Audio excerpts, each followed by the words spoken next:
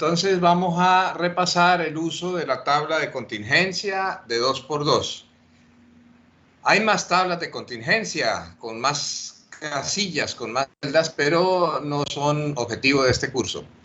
Esta es la tabla del epidemiólogo. Es la que vamos a ver y vamos a repasar 4 usos de esta tabla. Hoy 2 y la otra semana otros 2. Conceptualmente, la utilización de la tabla busca resumir y presentar resultados, igual que las que vimos la semana pasada, solo que la semana pasada eran tablas de una sola variable. Es decir, el análisis era univariado. Ahora vamos a hacer el análisis bivariado, es decir, de a 2 variables. La lectura de esta tabla es simple y es fácil de analizar e interpretar, pero hay que ser cuidadoso porque si uno se descuida puede hacer mala interpretación de la información. ¿Cuándo se utiliza la tabla? Cuando se consideran 2 variables en cada sujeto examinado y cada una de ellas solo tiene 2 resultados posibles, sin valores intermedios. Y esos valores son exhaustivos, es decir, está toda la información posible y además son mutuamente excluyentes, es decir, o es blanco o es negro, no hay tonos grises. O es cierto o es falso, o es correcto o es incorrecto, es sí o es no. Y aun cuando se utilizan en este nivel cualitativo y en escala prácticamente nominal, no significa que las variables en su origen sean en ese nivel. Recuerden ustedes la escala, que si yo logro obtener el dato en el nivel de razón, que es el más alto, yo me puedo regresar a intervalo, a ordinal y a nominal. Esa es la idea entonces de la utilización de la tabla de 2×2. Cuando estemos en un nivel nominal, en un nivel cualitativo en una escala nominal. La forma de la tabla es como aparece acá, una variable arriba, que generalmente es la variable de resultado, de desenlace o el efecto, por ejemplo, una enfermedad, con 2 posibles valores, enfermos y sanos. Y en este lado, otra variable también con 2 posibles valores, expuestos y no expuestos, por ejemplo. Entonces, al cruzar las variables en sentido vertical y en sentido horizontal, se nos forman 4 casillas, aquí nominadas A, B, C y D. Al formarse 4 casillas o 4 celdas, entonces algunos les dicen a esta tabla tetracórica, o tabla de 4 casillas, o tabla de doble entrada. Lo fundamental es que se forman estas 4 casillas. Y los totales marginales, como este vertical o este horizontal, son lo mismo que la sumatoria de estas 2 casillas, por ejemplo. A más B se podría colocar aquí reemplazando a R sub 0. Esa R significa renglón. C más D se podría colocar aquí reemplazando R sub 1. Y en el sentido vertical, A más C se podría colocar aquí reemplazando a C de columna. Y B más D se podría colocar aquí reemplazando a C2. De tal manera que el total de la muestra, el total de individuos N, es igual a la sumatoria de A más B más C y más D. Esa es la forma de la tabla. Por ejemplo, si nosotros cruzamos casos y controles, es decir, enfermos y sanos, entonces vamos a encontrar 2 posibilidades en ambos casos, con exposición a cierto factor de riesgo o sin exposición a ella, igualmente entre los sanos. Y entonces se nos conforma la tabla aquí con la notación más típica. Casos, controles, es decir, enfermos sí, enfermos no. Y exposición previa o no exposición previa. Ahí están las 4 casillas A, B, C más D. En la vertical, noten que aquí ya se reemplazó la C1 y aquí la C2. Aquí se podría reemplazar la R sub 0 y la R sub 1. Y nuevamente, les repito, aquí al final sería N, que corresponde a la sumatoria de las 4 casillas.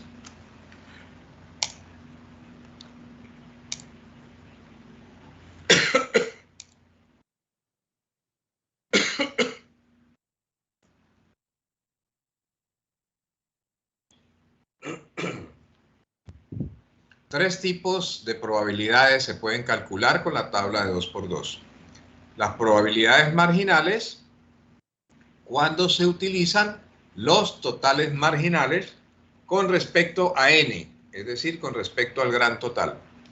La probabilidad conjunta de dos eventos, cuando se relaciona el valor de cada una de las 4 casillas A, B, C o D con el gran total, el n, la población o la muestra. Y probabilidad condicional, cuando la probabilidad se calcula dentro de un subconjunto de los datos. En la nomenclatura original, el R sub 0, el R sub 1, la columna 0, la columna 1, y no con respecto al total de ellos. De tal manera que podemos calcular 4 probabilidades marginales, 4 probabilidades conjuntas y 8 probabilidades condicionales para un total de 16 cálculos de probabilidad. Esto va a quedar mucho más claro con un ejemplo como este. Miren acá la variable estado reproductivo gestante o no gestante, y aquí la variable salud de la ubre sana o enferma. Un total de 80 vacas, este es un ejemplo de veterinaria, y aquí cómo se comportó cada una. Noten, por ejemplo, que el total de gestantes fueron 20 y las vacías 60. Las sanas 30 y las enfermas 50. Y A, B, C y D nos hablan de las variables conjuntas, es decir, por ejemplo, estas 13 fueron al mismo tiempo gestantes y sanas. Estas 17 fueron vacías, no gestantes y sanas. Estas fueron gestantes y enfermas, las 7, y estas vacías y enfermas, 43. Entonces, con esa información de ese conjunto de datos, N80, ya lo había dicho, vamos a empezar a calcular. Probabilidades marginales. ¿Cuál es la probabilidad de que cualquier vaca esté gestante? Entonces, ¿cuáles son las gestantes? 20. 20 entre 80 nos da ¿cuánto?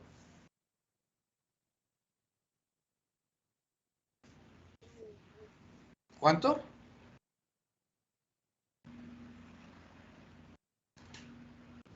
.25. 0,25.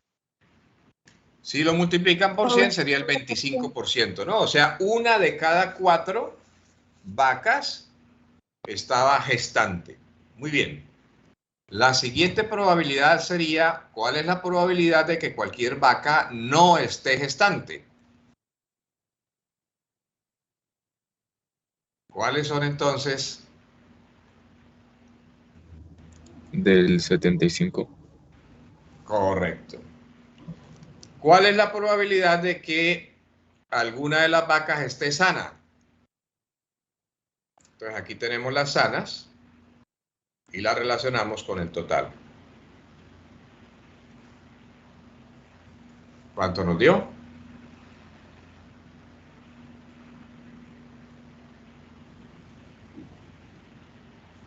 Del 37.5%. ¿Y cuál es la probabilidad de que cualquiera esté enferma? Aquí están las enfermas.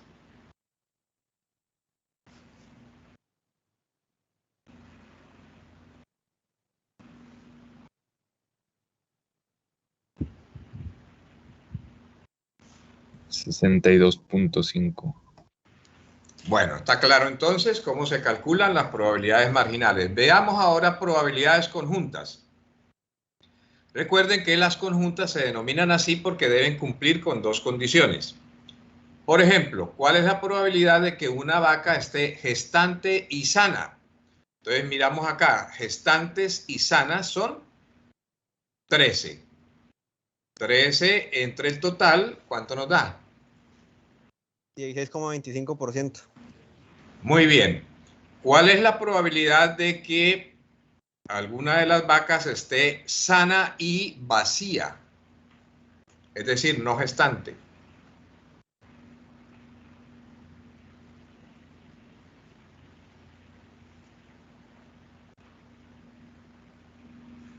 Del 21,25%. ¿Cómo hizo el cálculo? 17 sobre el total por 100. Muy bien. ¿Cuál es la probabilidad de que alguna de las vacas esté gestante y enferma?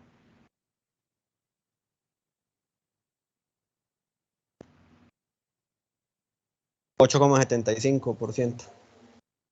¿Y cuál es la probabilidad de que alguna de las vacas esté enferma y vacía? Del 53%, 53,75%. Muy bien. Ahora veamos las probabilidades condicionales. Entonces recuerden, las probabilidades condicionales ya no se calculan con el total, sino con cada uno de los subtotales que aparecen acá. Veamos.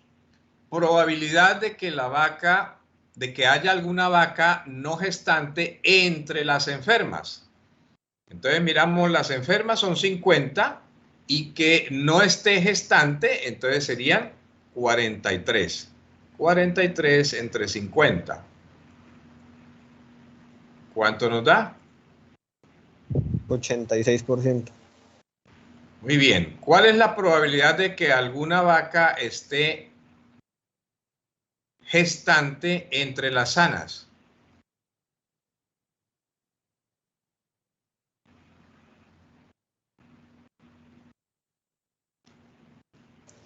Eh, 43,3%. ¿Y cuál es la probabilidad de que esté sana entre las gestantes?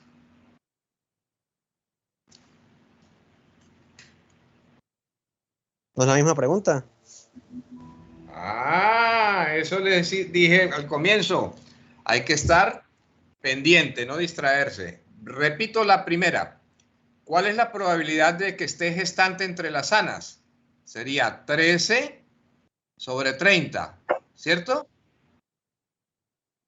Sí, señor. Ahora la pregunta fue diferente. ¿Cuál es la probabilidad de que esté sana entre las gestantes? Me vengo para acá. Ah, ya. ¿La pillaron? Sí, señor. Del 65%. Muy bien.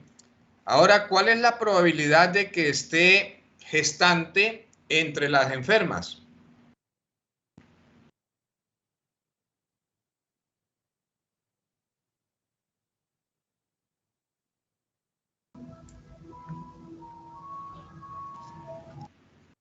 ¿14? Del 14. ¿Y cuál es la probabilidad de que esté enferma entre las gestantes? 35. Muy bien. ¿Cuál es la probabilidad de que esté gestante entre las vacías?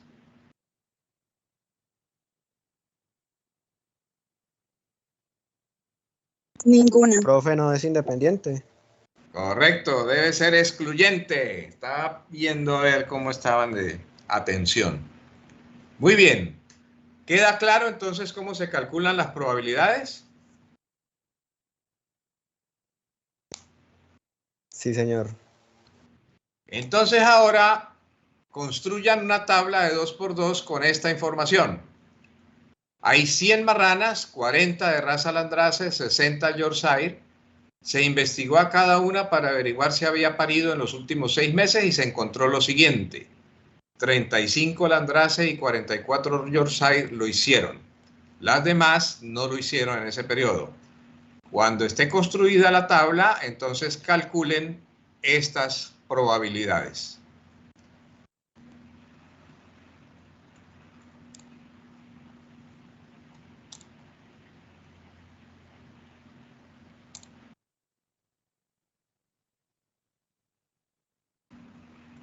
Diez minutos para eso.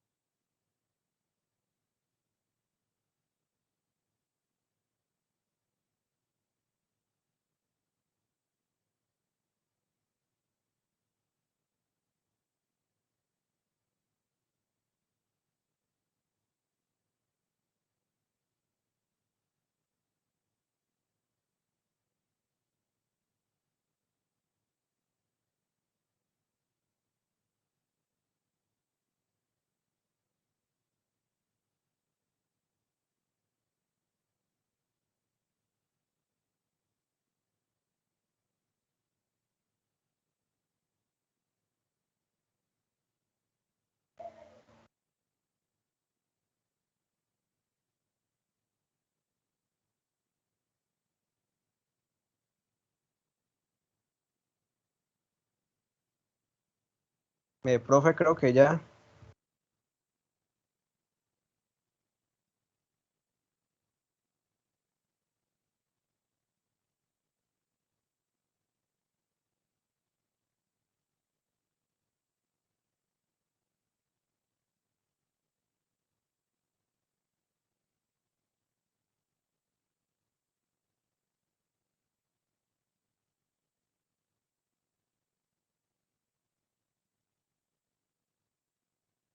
¿Cómo les fue? Uy, se me perdió esto. Ya. ¿Cuál es la probabilidad de que al seleccionar una cerda de allí, estamos todavía en ejemplo de veterinaria, sea landrace? 40. Profe, 40. Que sea Yorkshire, 60%. 60. Muy bien. Que haya parido, 79. 49. que sea landrace y no haya parido, 5%. que haya parido y sea Yorkshire. 44%. Muy bien. Terminen, hagan todos los cálculos que se necesitan con ese ejemplo. Nosotros vamos a continuar por acá. Profe, Ah, ¿me puede repetir la respuesta de que sea Landraz y no haya parido? que sea landrace y no haya parido. ¿No sería 5/40? ¿Qué dicen sus compañeros? ¿Qué tipo de probabilidad es esta? Pero ahí no sería que sea landrace entre las que hayan parido. La que está planteando su compañera, pero Por la eso. pregunta es, sea landrace y no Y haya parido. Esa es una probabilidad conjunta. O sea que tiene que cumplir las dos condiciones, que sea landrace y no haya parido. ¿Quedó claro? ¿Cuáles cumplen esa condición? Landrace y no hayan parido. Si teníamos 40 landrace y 35 parieron, entonces solamente quedan 5. 5. Muy bien. ¿Quedó claro? Porque la otra pregunta, la que hacía su colega, ¿cuál sería la respuesta? Creo que era que sea landrace entre las que no hayan parido, ¿fue lo que preguntó?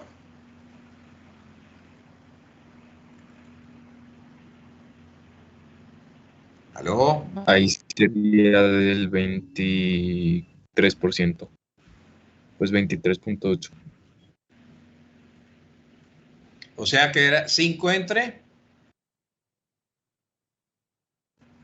21. Entre el total.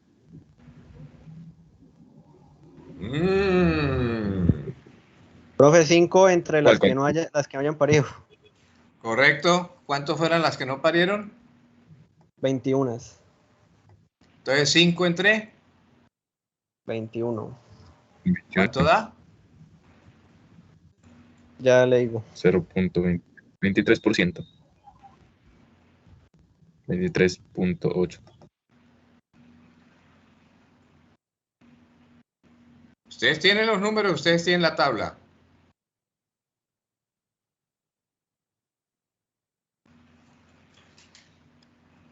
Ahora sí, ¿quedó claro? Sí, señor. Bueno, ¿cuál es la probabilidad en este cuadro? ¿Cuál es la probabilidad de haber consumido edulcorantes artificiales alguna vez?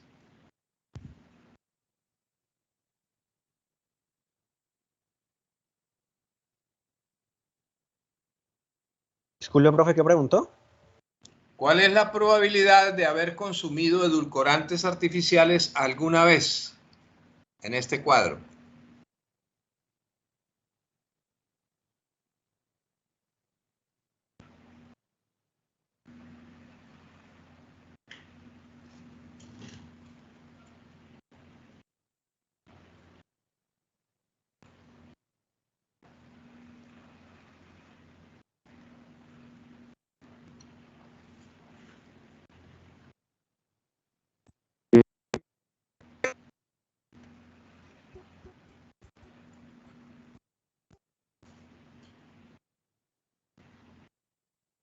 ¿Aló?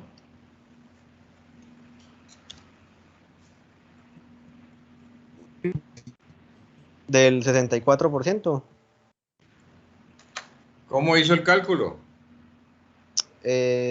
Sumé los de alguna vez de casos y controles y los dividí por el total. ¿Cuánto le dio la sumatoria? 3.748. Y lo dividió entre... 5.776. Ah, ¿le parece correcto? Profe, ¿no habría que sumar el total también? O sea, daría entre 8. Correcto, correctísimo. Súmelo. Le da De hacer 8.776. 42,7%, profe. Exactamente, 42,7%. ¿Quedó claro? Sí, señor. Ahora, ¿cuál es la probabilidad de estar enfermo en ese grupo?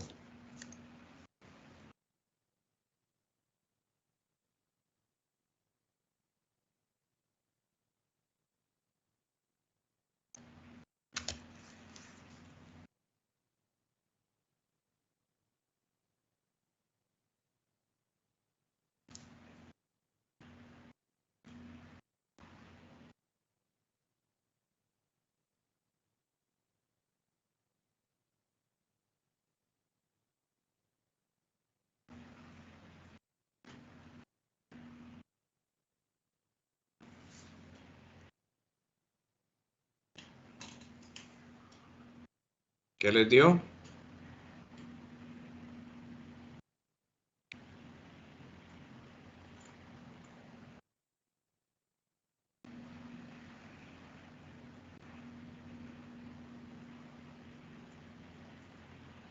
¿Cuál es la probabilidad de estar enfermo?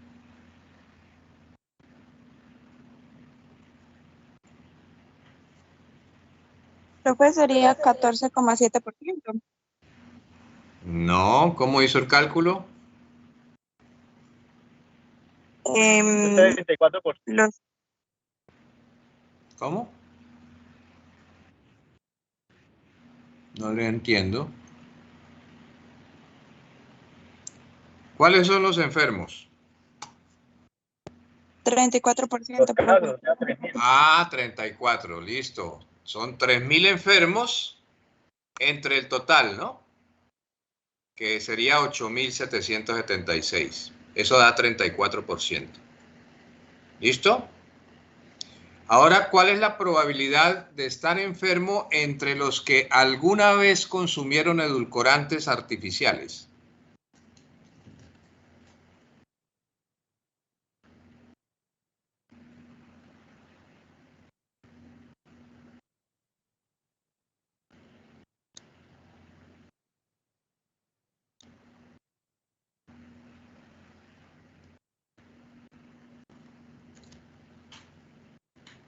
¿34%?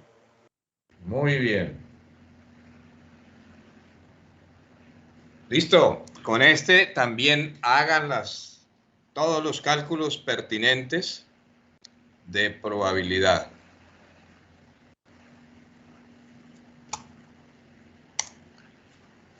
¿Cuál es la probabilidad de tener leucemia en este grupo?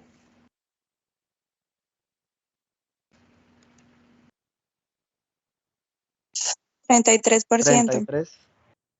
¿Cuál es la probabilidad de haber sido irradiado?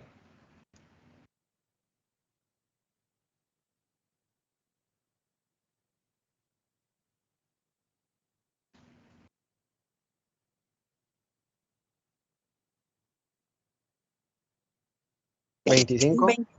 25%. ¿Cuánto? 25. Ok.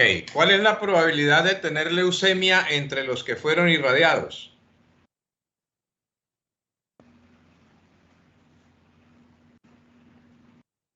$40%.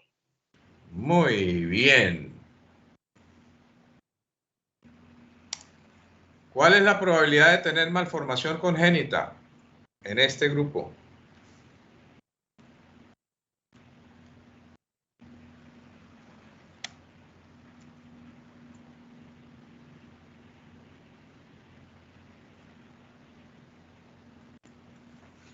31%. 31%.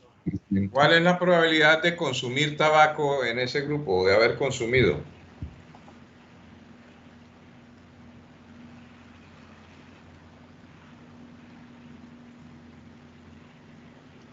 $29.9%. ¿Cuánto les dio? 29,9%. 9.9%. 29.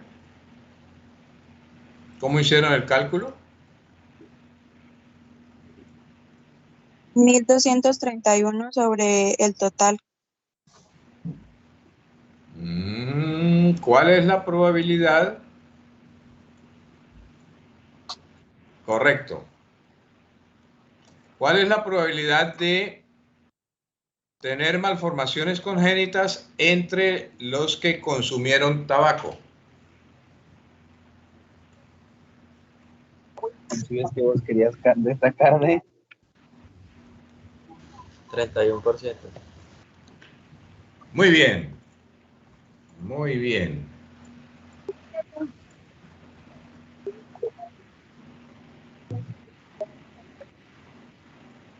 Cuando mi mamá venga y me encuentre comiendo esto, me caso. ¿por qué? Por la gastritis. Pues vamos rápido. Por eso. Toca botarlo. No, pues te has comido vos. El segundo uso de la tabla de 2×2 que vamos a ver hoy es el cálculo de riesgos. Fundamentalmente vamos a calcular dos tipos de riesgos. El riesgo relativo, que se puede calcular en los estudios de cohortes porque nos permiten conocer la tasa de incidencia. La fórmula del riesgo relativo es tasa de incidencia en expuestos dividido entre la tasa de incidencia en los no expuestos.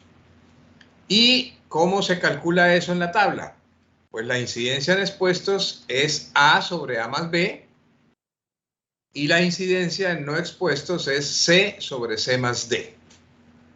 Tomen nota de esas formulitas.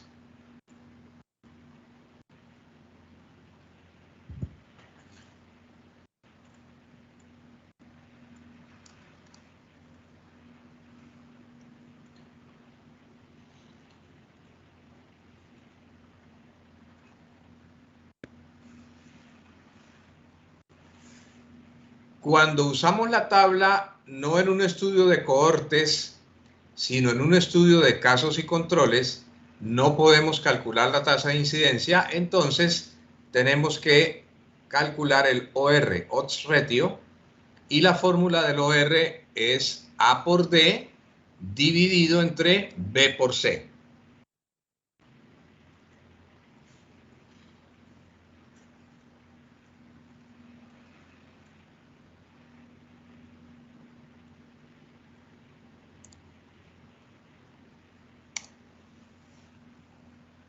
Y la interpretación tanto del RR como del OR está en esta tabla. Tomen nota de esa tabla.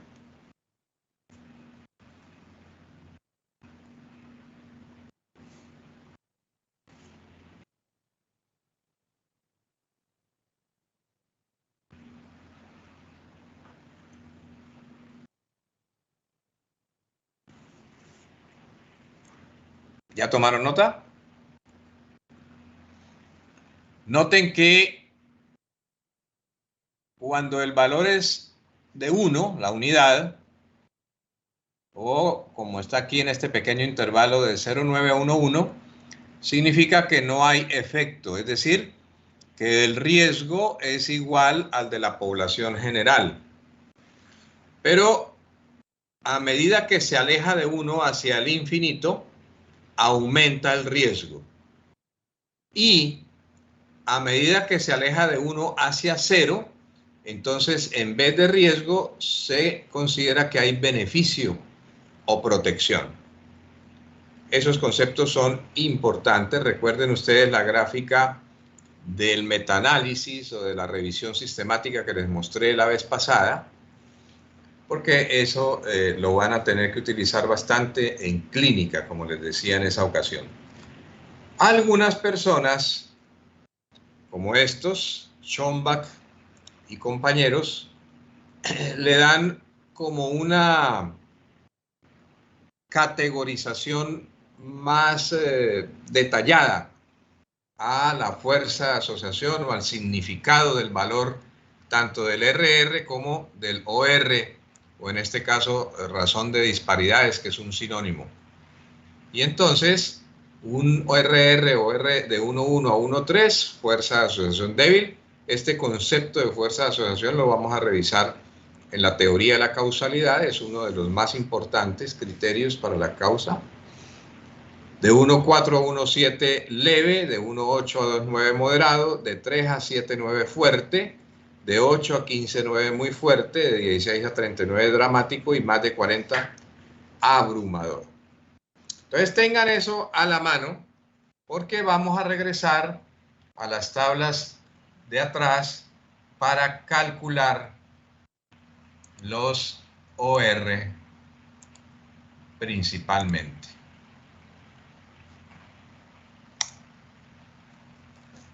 Aquí, por ejemplo,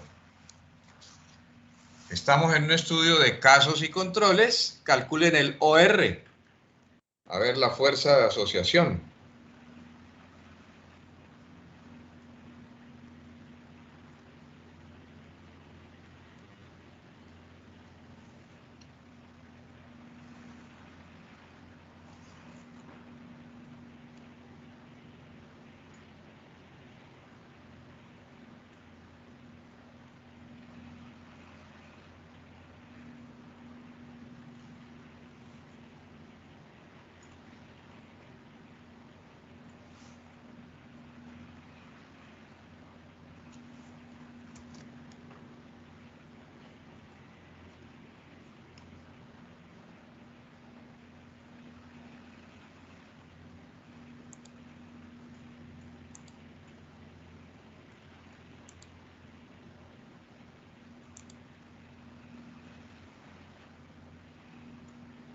¿Cuánto les dio? 1.10. Si ese es el resultado, ¿qué interpretación se le puede hacer?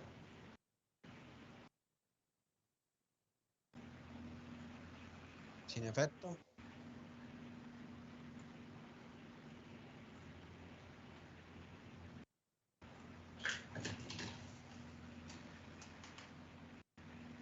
¿Aló? Sin efecto. No oigo. Sin efecto. Correcto. Pero volvamos un poquitico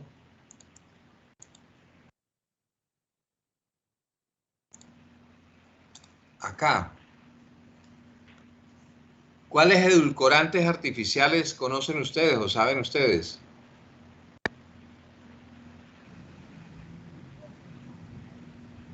No sé si contará esta stevia. La stevia es orgánica, viene de una planta, no es artificial.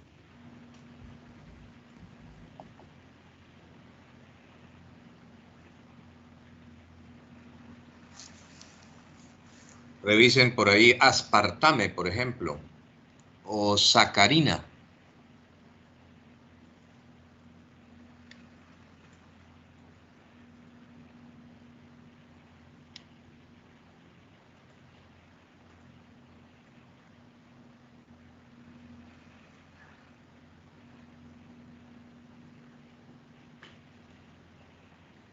Y ahora busquen factores de riesgo para cáncer de vejiga, a ver si de golpe aparecen algunos de esos.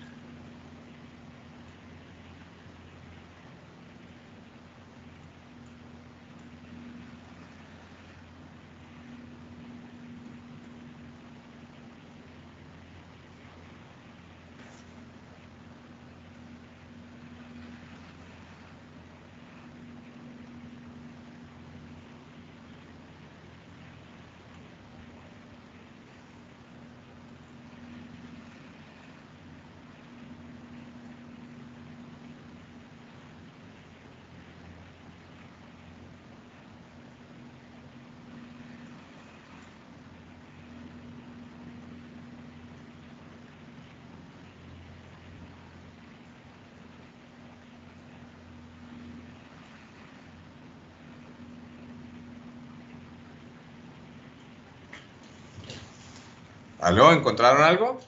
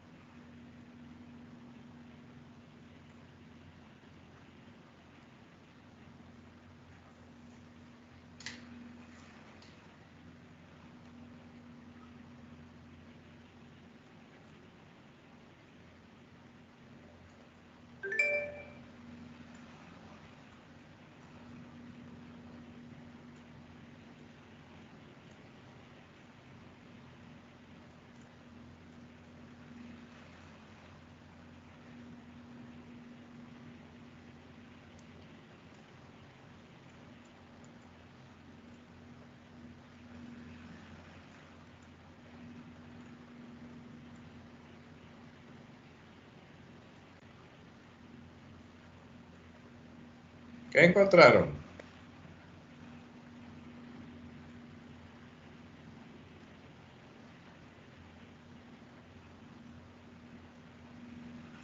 Profe, ¿Sí? pues algunos edulcorantes artificiales encontré el aspartamo, sucralosa, acesulfamo, sacarina y neutamo. Muy bien. ¿Y tienen alguna relación con el cáncer de vejiga?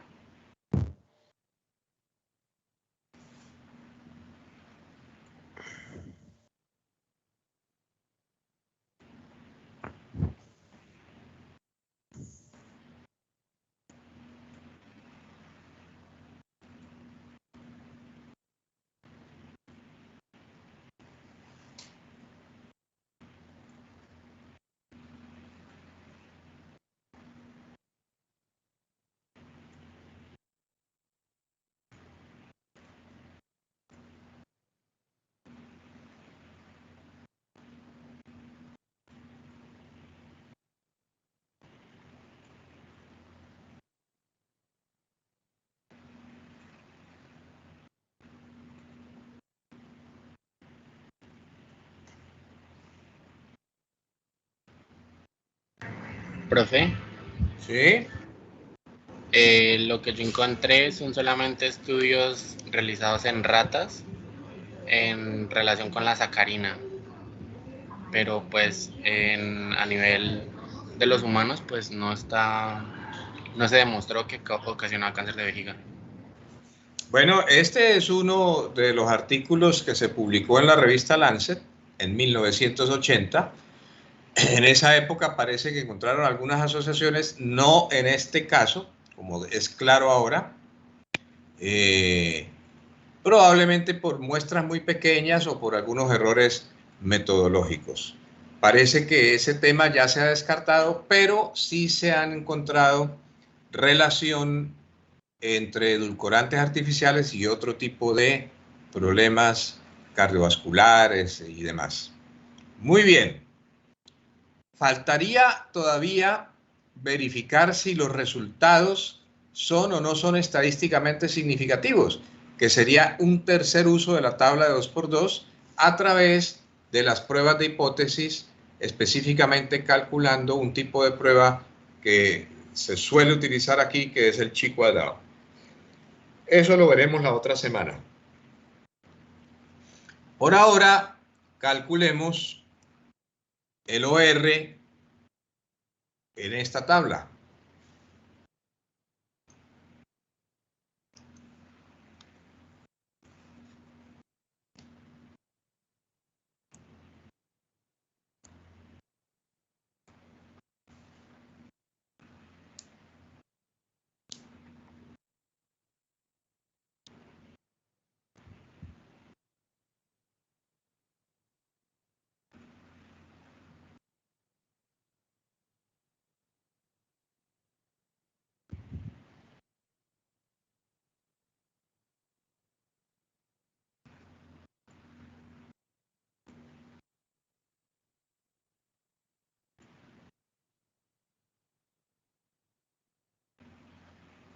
Uno punto 47, profe. 1.47. Ajá, y según la tabla de interpretación, ¿qué significa?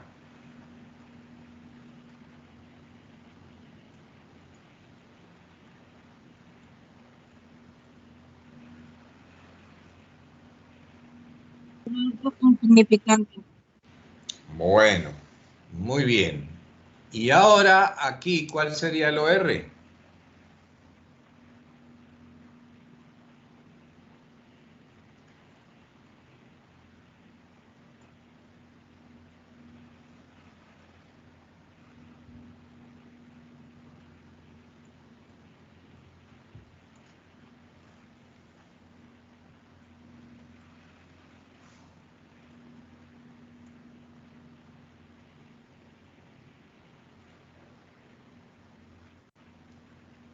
A mí me da 1,36.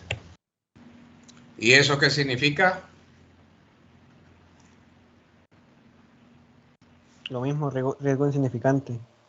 Muy bien. Tarea. Profe, a mí en el anterior ejercicio me da 1.01. ¿En este? A mí también me da 1.0. Ah, entonces pudo haber algún error. ¿El 1.01 qué significa según la tabla de interpretación? En efecto. Sin efecto.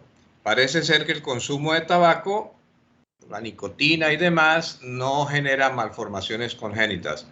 Probablemente sí se asocia con otro tipo de problemas, como por ejemplo bajo peso al nacer. Vamos a tener un capítulo especial sobre historia natural de la enfermedad, en donde ustedes podrán analizar distintas situaciones, distintas enfermedades o eventos y ver cómo es el proceso. Ese concepto, ese paradigma de historia natural de la enfermedad es básico para la medicina. Bueno, les decía que les iba a dejar esta tarea. Aquí están los datos originales del primer estudio importante que se hizo en 1952 con médicos británicos, fumadores y no fumadores, y que mostró la relación entre el cáncer de pulmón y el consumo de cigarrillos. Y entonces aquí aparecen distintas exposiciones. Exposición 0, es decir, la exposición normal, y 1, 2, 3, 4, 5 grados de exposición diferente. Entonces la tarea consiste en calcular las probabilidades en las 5 situaciones y los OR en cada caso. ¿Está claro?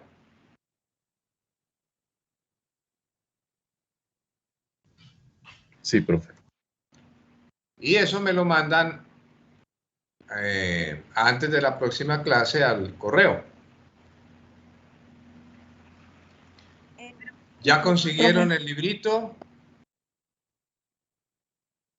para estudiar? No, profe, no. Háblense con el grupo de ayer ya me mostró cuál es la carátula, ya lo tienen, o con el grupo del semestre pasado, ellos lo tienen en PDF, ¿de acuerdo?